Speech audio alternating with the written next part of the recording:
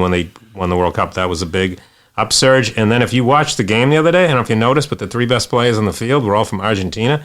Like, Argentina cannot, I love it. Don't get me wrong, I love watching Blanco, but that can't support U.S. soccer. You need some Americans in the game other than the goalies. Like, Sean Johnson's American, right? Wait. Yeah. So you're saying we need to bring in top stars from around the globe and more Americans? Yes, we need more good American players who shine. Well, we do have good American players. I know, but they need to shine. They're getting better. But the more they shine, the better. Okay. Remember, Fagundes was the big one from Western Mass. He came in and had a couple of good years, but they tried to market him, but it worked. They had a great attendance, knowing that there was a local kid there. And you just need more of those. Like right now, who's your U.S. player in the MLS that's selling tickets? I don't know if there is one. There isn't one. Remember when they brought in Schweinsteiger and got a lot of the German guys in after they won the World Cup? They said it's the name recognition. That is a good one, Paul. When you see the World Cup and everybody's watching, you pick up these names.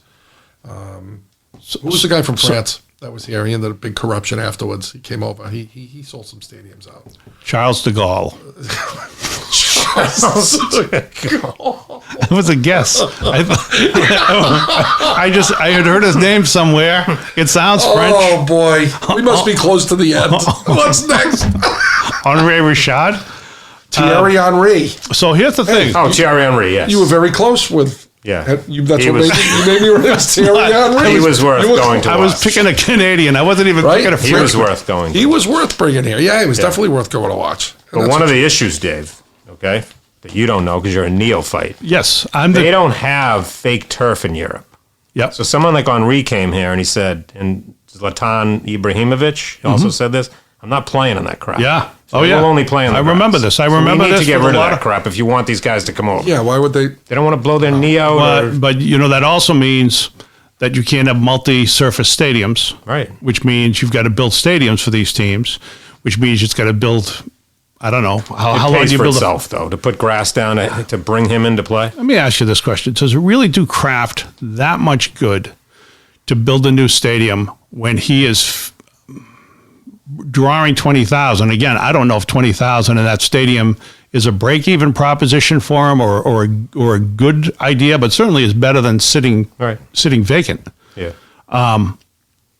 But does he actually have that much to gain if he builds a $25,000 stadium, 25,000 person stadium, and he fills it every game versus 22,000 in the stadium that he already owns? Probably not. Okay. But why not put grass down and bring a guy in from Europe? That will because you've got 50,000 people. Right, but you've got this team called the New England Patriots that fill the stadium and bring in a ton of money for the franchise. And then you can have concerts there and whatever other events you can put in there. And you don't have to make any changes, but you couldn't do that with natural turf. You couldn't have as many other events. You'd have to have really you have to have a soccer-only stadium. I think you'd have to have a soccer-only stadium. I don't know if you can do, I'm sure you can do concerts in stadiums that have regular turf, but how many and what's going to happen? Are you going to have it torn up after every game? I know you're not for it, but I'm for a soccer-only stadium. I think that's they play a lot more games. You could probably have even smaller. I mean, what do the Bruins do for a Bruins game? Is it 17,000? Yeah, the Revs get more. Right. The Revs get more. Oh, I know. Listen. People don't know that, though. Listen. But they get look at even. Right. I promise to tell you my story about how I defeated a Father Time. A Hall of Fame, a Massachusetts coaching Hall of Fame coach in soccer. We left a movie once. We went to a movie at 2:00 in the afternoon or so. My friend Dave Kroll and I went to the. I don't know. It was an arcade thing. I love that game. I remember that game. You kicked the ball. You had a video screen goalie, and so I scored, and he didn't. And I scored again, and he didn't. Let's just say it was 3-0. It could have been 2-1, but let's say it was 3-0. And he starts complaining that I toe kicked. You were toe kicking. So it seemed to me that you got. My soccer IQ, knowing that all I had to do was kick the ball in, outdid his soccer skills. But anyway, let me talk about this. Your 5 ways to build a U.S. audience. You guys, let's see. You came up with 2, Paul. 3. What was your third one? Oh, bring in more good players from outside, promote more U.S. players, and get rid of the turf. All right, Jim? Smaller stadiums and bringing the youth in for free. Take youth soccer leagues. Take U8s to U12s. Have them free tickets to get to the games. Okay. That's going to build the United States audience tremendously. You know, they've been giving free tickets away to youth leagues for years. Oh, you got to go, Paul? Are you going to take the call? Good. We're glad we get rid of that guy. Here are what I had. I don't feel the podcast just got dumber. I started with promoting drinking, so we agree that's number one. Number two is, and this is too bad that we lost Paul for this, but you guys wouldn't get to me. I understand. You got to make the fans less fascist. And by that, I mean every fans for years, soccer fans have tried to drill it into everybody's heads that we need to support soccer. Soccer's the game the world over, blah, blah, blah, blah, blah, blah, blah, blah, blah. And the soccer is better. It's just somehow inherently better. And I think what's happened is that's the pushback.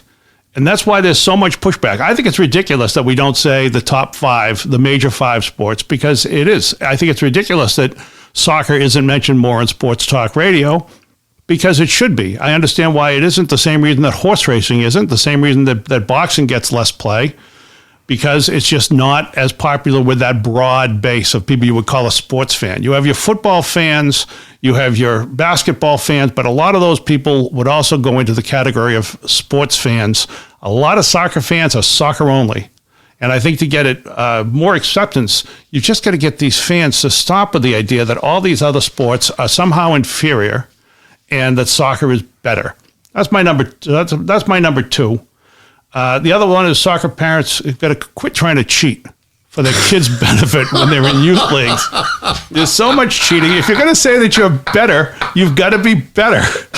And, there's so much shenanigans that goes on. And I get it. Shenanigans goes on. That's one of the things we learned when we were kids. When you were in youth sports, you learned that the parents, you learned about hypocrisy by observing the parents and the coaches.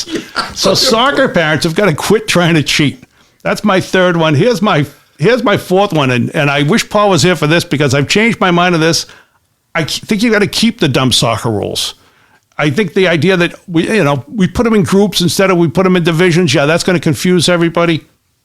But I get it. In order to be part of the world soccer community, you've got to be on their schedule. In order to fit the weather requirements, we've got to be on our schedule and the stadium requirements. I get that. And I've come to like the PK and extra tiebreakers. And also on the subject of that, I love extra time. The penalty, the injury time at the end of the game where it just goes until the officials decided he's done. I love that. It's just so bizarre. It fits in perfectly. And finally, Jim, and you're going to hate this one. You're going to hate this one, but I think we have to quit fighting immigration because the more immigrants that come in, the more soccer fans we're going to have. The more opportunities they have, the more the incomes will rise. And once the incomes rise for the immigrant population, they'll be able to pay $9 a beer at the stadium, and they can be part of the soccer community. You sound like you work for the DNC. Let's bring in more immigrants because we get more votes. That's actually, to be honest with you, Dave, this is 14 podcasts in. And of all the lists that we've all had to come up with, that one is the most logical list we've had. And I was 5 minutes late. And I was 5 minutes late because of it. And I got grief from you guys. And Paul had to leave early mad. And the one I have to agree with you the most is we have to be less fascist. Yeah. That's really good. See, I know. I think drinking is the best thing. He's not tainted like Paul and I, where we are the fascists screaming, watch soccer, follow soccer. You're on the outside. You're with the group we're trying to get. We shouldn't have mentioned that Paul left. We should have just made it seem like he was being thoughtful. He was being thoughtful, or that he was stunned. He was stunned. Anyway, I'm going to wrap up. Do we have anything to add, Jim? No. Anything you want to add? Very good. I know you think this was a bad one, Dave, but I thought this was excellent. Oh, I think only the beginning part. And really, Dale, I think you'll agree that the only bad parts of this were when Jim and Paul were talking. Yeah, I kind of like how you take control of the podcast and your vast knowledge of the inner workings of soccer just blows me away.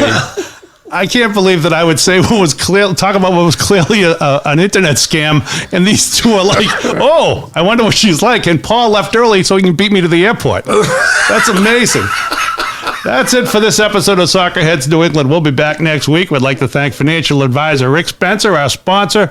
Don't forget, for fundraising, the Soccerheads experience for your team, league, club, or whatever, the Soccerheads will make your fundraiser more than a show. We'll make it an experience. Soccerheadsnewengland@gmail.com is the email for that one. And Jim Ruberti is the person who'll talk to you about making your dreams come true for your fundraising soccer experience. I'm Dave Rattigan. For Paul Nardizzi, Jim Ruberti, our engineer, Dale Lawrence. This has been Soccerheads New England. Thanks, everybody.